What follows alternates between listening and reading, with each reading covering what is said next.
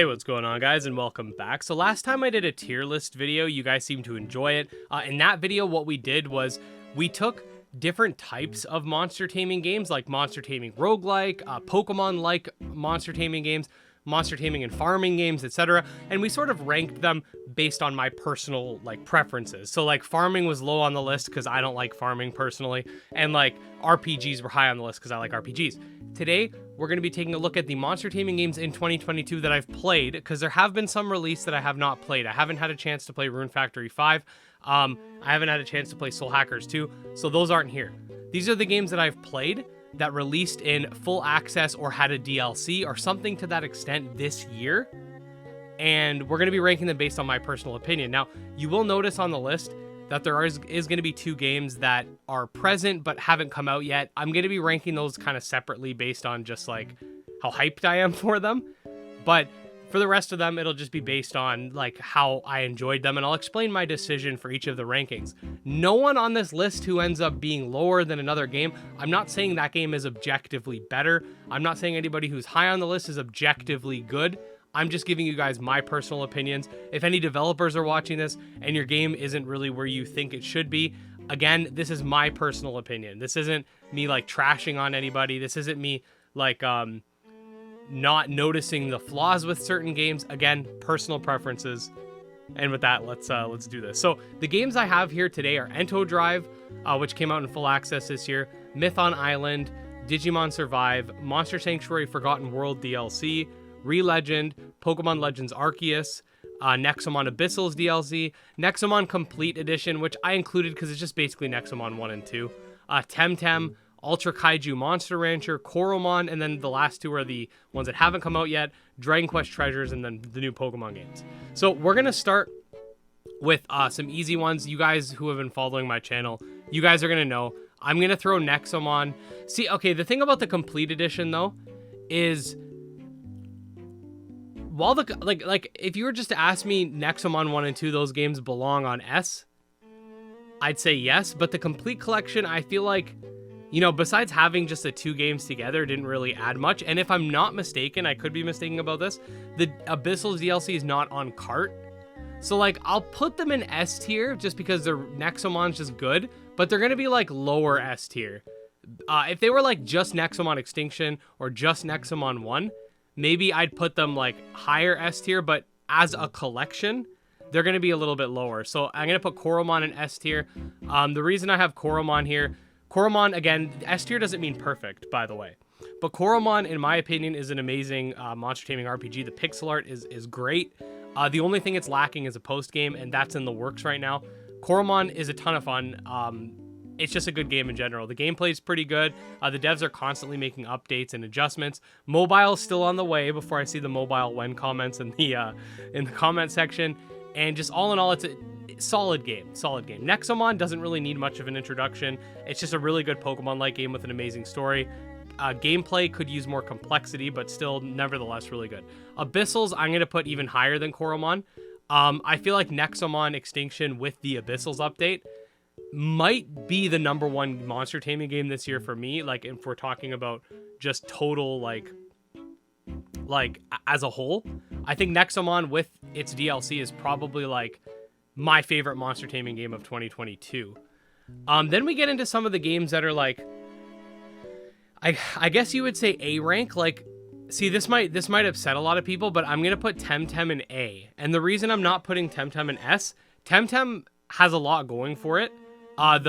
Its art style is really good. I think the Temtem look a lot better than the people, personally. The MMO mechanics are cool. It's definitely a higher budget game than the S tier games that I have right now on the list. But the reason I'm not going to put it in S tier is because once you've beaten the game, unless you're into PvP, there's not really much to do. And you could say the same for the other games as well. But Temtem's story, just for me, falls really flat. So while Nexomon and to a lesser extent Coromon have these stories that kind of feel complete. Again, Coromon needs a little bit of work in the story department, but I'd say the pixel art and the less grindy nature of the game would put it above Temtem for me. Temtem feels more like it's just missing. The whole Max arc was, to me, just one of the worst rival arcs in gaming. The dialogue, a lot of it I personally don't like, but I will say the gameplay is good. The game is definitely not a low budget game by any means. It's a good game. It just has some improvements to be made. Again, this is all personal. Now, for Monster Sanctuary's Forgotten World DLC, I'm going to put that in S as well. I'm debating to put it in front of the Nexomon Complete Collection or behind it. This was also a free DLC, much like Abyssals, by the way. Monster Sanctuary as a game as a whole, personally, I'd probably tie it with Coromon in terms of how much I like it. Maybe I'd put it a little lower just because like I really like Pokemon-like games. That's just my personal preference. But Monster Sanctuary is like the perfect example of an RPG that isn't Pokemon-like, but is still just a solid RPG in the genre. And the Forgotten World DLC was pretty cool. It wasn't this massive expansion like the Abyssals, but it still added new monsters to the game, some new story elements, a new champion. I think it was 3 new champions. Just, it was a good DLC update. I will say as an addition to its franchise, I would put it above the Nexomon Complete Collection because, again, we're not talking about Nexomon 1 and 2 as a whole. We're talking about the collection. And the collection didn't really add anything other than the fact that it was just 2 games together. Next, we're going to go... Yeah, we'll do Ultra Kaiju Monster Rancher. Now, I'm typically not into monster raising games. Monster raising, for me, is something that I get bored of very quickly, in most cases. I will, however, say Ultra Kaiju Monster Rancher is great. Like, I'm enjoying it. I'm still playing it. I'm enjoying it more than Monster Rancher 1 and 2 DX. And they just did a solid job with the combat. The graphics look a lot nicer. They're not, like, you know, amazing, but they're nice on the Switch. The keyword system that they use to replace the CD system, I personally like it. The NFC functionality is pretty cool. The game, all in all, it's just a cool game. I really like the trade mechanic too. So I am going to put it in A. It's a good game. Ask the people from Japan, all right? They gave this game a 10 out of 10. It's good. Next we'll go into, I guess we'll do Pokemon Legends. Now this, just because it's Pokemon, is going to be controversial no matter where I put it. Pokemon Legends Arceus, while not perfect, had a lot of aspects to it that I think Pokemon Scarlet and Violet should have kept, which they unfortunately did not. But also, it had probably the best story of a Pokemon game in a long time. I personally really enjoyed Legends Arceus, and I do think it deserves a spot on the A tier. Again, we're going to leave Scarlet and Violet and Treasures until the end because they're kind of like... And they're going to be at the bottom of whatever tier I put them on just because they're not technically out.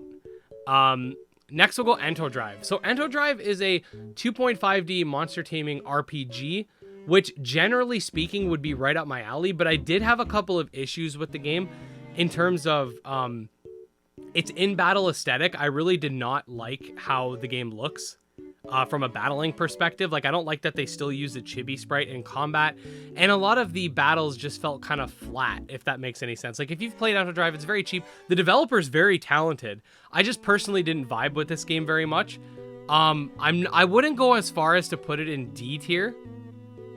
Honestly, I don't think any of these games are going to end up in D tier. I don't think any of them are deserving of that, but I am going to put it in C tier just because, personally, I didn't like it that much. The premise was interesting enough, but it felt very, like, even, like, towards the end, it still felt very, like, early access-ish. And again, the game was super cheap, so I can't really blame them, but it definitely felt like it needed more polish, especially, like, with the monsters. Mython Island's an interesting case. If Mython Island, if it was just the adventure mode and they expanded that adventure mode to add more features, more mechanics, and just make it longer, it would probably be A tier for me, maybe even high A. But because it's half roguelike, it's kind of like this weird hybrid. The developer, I think, first wanted to make a roguelike, but then was like, wait, I can do this open world thing, and did it. And the open world aspect is really good. The Slay the Spire inspired aspect is also very good, but I personally just don't vibe with roguelikes as much as I do with RPGs. So I'm going to put it in B, but easily it could become A or even S if they just really focus in on the open world aspects. I would like more complexity in terms of, like, what's... in the game besides just battles and like running around. Like they can add more items, they can add more myth on. And the designs for me are hit or miss. There's some of them that I really like. There's some of them that I really don't like. So I think they're a solid B tier. I think they could be higher, but for now we're going to keep them in B. Digimon Survive. I don't like visual novel games at all, usually. I mean, I got too much ADHD for that. But I was like, you know what? It's Digimon. I'm going to give it a chance. And a lot of people were against this game. A lot of people thought it was bad. A lot of people didn't have any fun with it. A lot of people thought the combat was kind of basic when it comes to the tactical RPG elements. I'm putting it in S. I really, really, really enjoyed Digimon Survive. I thought while the dialogue could use work, there was definitely aspects of the game that was like kind of that would drag on a little bit. Definitely needed some a couple cuts here and there. Like sometimes the characters would have you do the same thing over and over again. If you've played the game, you know what I'm talking about. Like you'll have there was this one part in the tunnels where you had to like deal with the same situation but with each character like 4 different times, and that got kind of redundant. So like the game's not perfect. Definitely I'd put it on the bottom of S tier, maybe A tier, like in that range. I really personally enjoyed it. I thought the story was more engaging than any of the games below it. Honestly, actually, you know, I would probably put for me personally, I'd probably put Legends at the top of A tier. I really enjoyed Legends. And that's not to say Temtem's bad. I just personally enjoyed it more. Maybe that's because I beat Temtem technically like last year, but then Full Access came out this year, so maybe that's why, because I'm replaying it. But personally for this year, I really enjoyed Legends more. Ultra Kaiju and Temtem are kind of tied for me. I like them for different reasons. But yeah, Digimon Survive, I'd say, did a really good job with what it had. The tactical RPG aspects were perfect for someone like me who's never really played tactical RPGs. It was not difficult, but it also wasn't just like so easy where it was mindless. It made you think a little bit. It was still a little bit surface level, but I thought it was a good game. I feel like that's going to be one of the most controversial ones on this list. That and Temtem's placement. I find Temtem's fan base, I guess technically it's not really the fan base. It's like half fans, half like detractors. But I feel like when talking about Temtem even, it's very much like Pokemon where like there's these people that get super like there's someone that's like, oh, you know, I'm not really interested in Temtem in the comments, like nicely. And then someone's like, well, why'd you watch this video then? And it's like, some Temtem fans are super hyper defensive, and then you get other people who comment on every single Temtem video I make just to say Temtem sucks. So you guys can fight in the comments about Temtem's placement here, all right? Next up, Re-Legend. I haven't played that much of Re-Legend. I've played a little bit here and there during early access. I played a few hours during after launch. I personally got disinterested in it because there's a big farming aspect to it. But I would not put it in D because I do think that Re-Legend has a lot of aspects to it that are cool, like the real-time combat, the monster raising mechanics, the weapon system and stuff like that. But I would keep it in C personally. I personally prefer games where I'm like, you know, more so adventuring rather than everything revolving around one little town. I don't care for house customization. I don't care for farming. I'm personally just not into that stuff. If you're someone who likes Animal Crossing and Stardew Valley, you might like Re-Legend. I have heard the bugs are still pretty bad in that game. I haven't run into any specifically, but do keep that in mind. Now, the last two are games that aren't out yet. And I'm going to have a hard time putting these on this list because of that, but we're gonna count these two based on how interested I am in them. So Dragon Quest Treasures has more than just the fact that, you know, it looks kind of cool. It has the context behind it that it's a game that's coming from Japan that typically we'd probably not even see here. Like Dragon Quest always comes here, but Dragon Quest Monsters never does. This is more similar to a Monsters title than a Dragon Quest title, I think, just because like you're collecting and battling monsters this time in real time. I think that this game doing well will actually help perpetuate other games coming to the West. We see Monster Ranchers back in the West. Now we're seeing a Dragon Quest Monsters title. Sure, it's not actually a, like, sorry, maybe I worded that wrong. A Dragon Quest title with monsters. It's not technically like Dragon Quest monsters, but it's a monster taming Dragon Quest title coming back to the West. I want to see other devs follow suit. That's what has me really intrigued about this game. I like Eric's character in Dragon Quest 11 too. So I'm going to put this in A tier. I'm not like so pumped up about it like it's going to be like the best thing ever, because I don't know, but I'm definitely excited for it. And as for Scarlet and Violet, I've seen a lot of the leaks. I'm not going to discuss any here. I'm excited for these games, but I'm also not like insanely excited to the point where it's like this is going to be the biggest thing ever. You guys know me. I'm a monster taming channel. I'm not a Pokatuber. This isn't going to be like the biggest thing for me, even just from a YouTube perspective. But I always like a good Pokemon game, and I think these games are going to bring forth some new mechanics and stuff that's going to change up the Pokemon formula at least a little bit. So I am A tier level excited. Like, I'm hoping it's something like Legends Arceus. I'm hoping it's something that I enjoy like Temtem or Monster Rancher. So I'm going to put it in A tier as well, interchangeably with Dragon Quest Monster. This is like, I guess we can make a, oh, I don't even know how to do it. Okay, never mind. I was going to say, I guess we can make a new tier for like A, but speculative. But, yeah, let me just fix that. Mython Island's like, I'm S tier now. But yeah, these are my picks for the tier list of 2022. Let me know if you guys agree or disagree. I don't think any game deserved to be D. I haven't played any games that were just absolutely terrible, so it was hard for me to put anything in D. But definitely, I'm pretty comfortable with this list. I'd say that the hardest thing for me was whether to put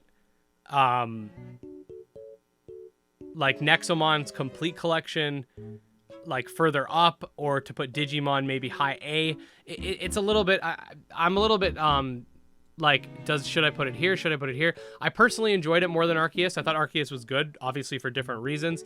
But I really did enjoy Digimon Survive 2. Maybe I would put it in high A. Maybe even interchangeably, because I did enjoy them both just for different reasons. But anyways, we'll leave it like this for now. This is kind of where we're at. Let me know what you guys think. I think I can save this tier list, so if I can, I will share it on in the description box. You can try as well. And yeah, if you're a fan of monster taming games and you just stumbled upon this channel, I'm assuming most people watching are already subscribed. But if you're not, subscribe to the channel for daily monster taming content, and we'll see you guys next time. Peace.